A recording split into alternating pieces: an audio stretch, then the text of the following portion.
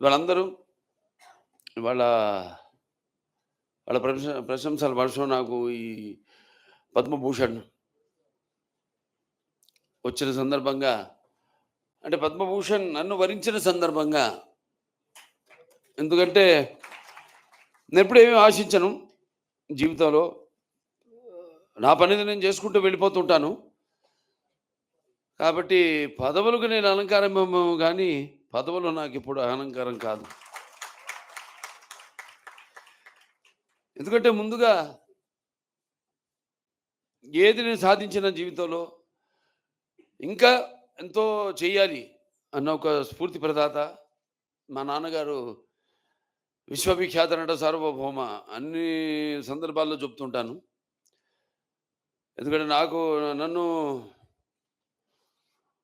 నాకు ధన్యమైన జన్మనిచ్చి నన్ను మీ అందరి గుండెల్లో ఆయన ప్రతిరూపంగా నిలిపినందుకు, అలాగే విశ్వానికే నట రూపం ఎలా ఉంటుందో చూపించిన దైవాంశ సంబుతుడు, కారణ జన్ముడు,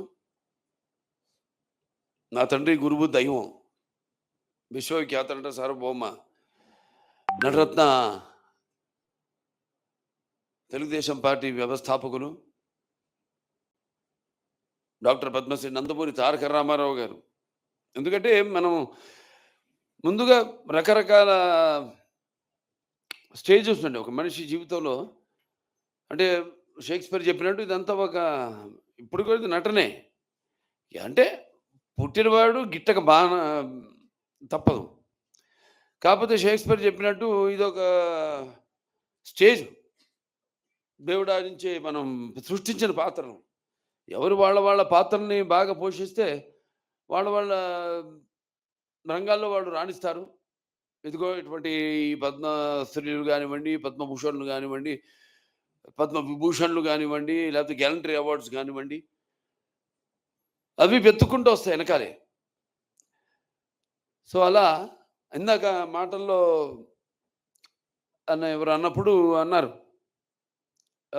నాకొచ్చింది పద్మభూషణం ఏదైతే మీకు దూరంగా ఉందో, అంటే ఇవాళ నాకొచ్చింది, ఇవాళ మీ అందరికి వచ్చినట్టే నేను భావిస్తాను. కానీ ఒకటి పరోక్షంగా కాకుండా ప్రత్యక్షంగా కృషి ఉంటే మనుషులు ఋషులు అవుతారు, మహాపురుషులు అవుతారు అన్నట్టు ఇవాళ డాక్టర్లు అన్ని రంగాల్లో వాళ్ళు కూడా పద్మశ్రీ, అదే పద్మభూషణ్లు ఇవ్వడం జరుగుతూ ఉంది. అది కళారంగం కావచ్చు, లేకపోతే వాళ్ళ వేరే వేరే వైద్య విద్య సేవ రంగాల్లో కావచ్చు, అందరూ కూడా గుర్తించి వాళ్ళకి ఇవ్వడం జరుగుతుంది. సో అలా అందరికీ మీలో ఎవరికైనా రావచ్చు రేపు భవిష్యత్తులో. ఇక్కడున్న స్టేజ్ మీద ఉన్న వాళ్ళు ఎవరికైనా రావచ్చు రేపు. సో ముఖ్యంగా దేనికి ఆశించకుండా, ప్రతిఫల ఆపేక్ష లేకుండా మన వంతు మన పని నిబద్ధతతో, ఒక క్రమశిక్షణతో, పట్టుదల అంటే ఇట్లాంటి బిరుదుల కోసం కాదు.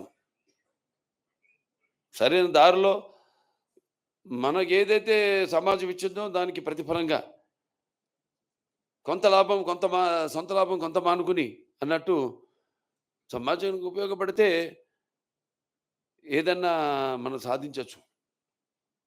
ముఖ్యంగా చాలామంది అంటున్నారు ఇది ఇంతకుముందే రావాల్సిందని ఈ పద్మభూషణ్. వాడు చెప్తాను, నేను ఎప్పుడు ఆధ్యాత్మిక చింతనలో ఉంటాను, పూజలు ఎక్కువ చేస్తుంటాను.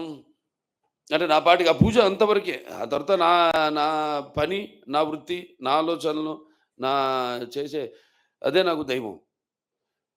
అటువంటిది మరి అది యాదృచ్ఛికమో కాకతాళీయమో నాన్నగారి 100వ జయంతి సందర్భంగా పూర్తయింది మొన్ననే. తర్వాత ఆయన 75 సంవత్సరాలు చలనచిత్ర పరిశ్రమలోకి అడుగిడిన సందర్భంగా మొదటి సినిమా మన దేశం విడుదలైంది. నేను 50 సంవత్సరాలు ఇండస్ట్రీలో పూర్తి చేసుకోవడం, అలాగే నేను మూడోసారి మళ్ళీ ఎమ్మెల్యేగా హిందూ గెలవడం. అలాగే సినిమా రంగంలో నా సినిమాలు 4 హిట్లు కావడం. 'అఖండ' అయితేనేమి, 'వీరసింహారెడ్డి' అయితేనేమి, 'నేలకొండ భగవంత్ కేసరి' అయితేనేమి, ఇప్పుడు మొన్న రిలీజ్ అయిన 'డాకు మహారాజ్' అయితేనేమి, ఇయన్నీ ఇయన్నీ కలిసికట్టుగా ఇవన్నీ వచ్చిన సందర్భంగా ఇది రావడం అన్నది అది నాకు చాలా సంతోషంగా ఉంది. ఆలస్యం ఏం కాలేదు. ఎందుకంటే మొన్ననే చాలా ఒక సందర్భంలో చెప్పాను. చాలామంది ఎంతోమంది ఆర్టిస్టులు కొన్నేళ్ళు లైమ్‌లైట్‌లో ఉండి తర్వాత కొంచెం తగ్గాక అంటే క్యారెక్టర్ ఆర్టిస్టులని అలా మారుతారు. కానీ నేను ఆ భగవంతుడి కళామ తల్లి ఆశీస్సులతో, మా అమ్మగారి దీవెనలతో, నాన్నగారి దీవెనలతో ఇలా ఈ ట్రాక్ ఈ రికార్డ్ ట్రాక్స్‌లో ఈ సంతరించుకుని మళ్ళీ నా సెకండ్ ఇన్నింగ్స్ మొదలైంది అని చెప్పాను నేను. సో, నేను కూడా సరే దానంతటికి అదొచ్చింది. ఒకటి ముఖ్యంగా నా అభిమానులైతేనేమి, అలాగే తెలుగు ప్రేక్షక దేవుళ్ళైతేనేమి, నాన్నగారు అంటుండేవారు, సమాజమే దేవాలయం, ప్రజలే దేవుళ్ళు, అందులో నేను ఒక అర్చకుడిని. అలాగే ఇవాళ మన Basava Taraka Indo American cancer hospital and research institute మన కుటుంబం అయితేనేమి, నా హిందూపురం ఒక పెద్ద కుటుంబం, హిందూపురం కుటుంబం అయితేనేమి, అందరూ ఎన్నో రకాలుగా వాళ్ళు ఈ యొక్క గుర్తింపుకి వాళ్ళకి వచ్చినట్టుగా వాళ్ళు భావిస్తూ వస్తాయి. చాలామందికి అవార్డులు వస్తాయి కానీ ఎవరు వాళ్ళకి వచ్చినట్టుగా భావించరు. అది ఆ వ్యక్తికి వచ్చినట్టు భావిస్తారు. నాకు వచ్చిందంటే ఇవాళ యావత్తు నేను చెప్పిన అందరూ వాళ్ళకి వచ్చినట్టుగా భావించడం అంటే భావస్తురాణి జన్మాంతర సహృదాణి అంటారు. అంటే పోయిన జన్మలో మనకున్న ఒక కొంతమందితో పరిచయంతో ఈ జన్మలో ఒకరిద్దరు పొందొచ్చు. కానీ ఎన్ని వేల లక్షల కోట్ల మందిని కుటుంబ సభ్యుల్ని పొందడం అంటే అది ఏ జన్మన అనుబంధమో, ఏ రుణానుబంధమో, ఏ విడదీయలేని అనుబంధమో కదా అని నాకు అనిపిస్తూ ఉంటుంది. జీవితంలో కూడా అలాగే జరిగింది.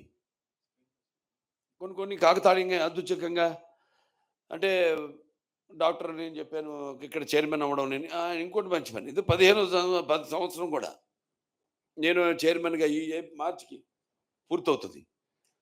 అలాగే మన ఆసుపత్రి కూడా 25వ సంవత్సరంలోకి అడుగిడుతున్నాం ఈ జూను 22కి. సో ఇవన్నీ కలవడం అన్నది నేను ఎప్పుడు నమ్ముతాను. మన పని మనం చేసుకుంటూ వెళ్ళడం, ఏది మీకు మంచి అనిపిస్తే అది చేయడం. అందుకే అంట నా పాటలో కూడా నవ్వని ఏడ్చేవాళ్ళు ఏడవని, పొగిడేవాళ్ళు పొగడని, తిట్టేవాడు తండ్రి. Bro I don't care.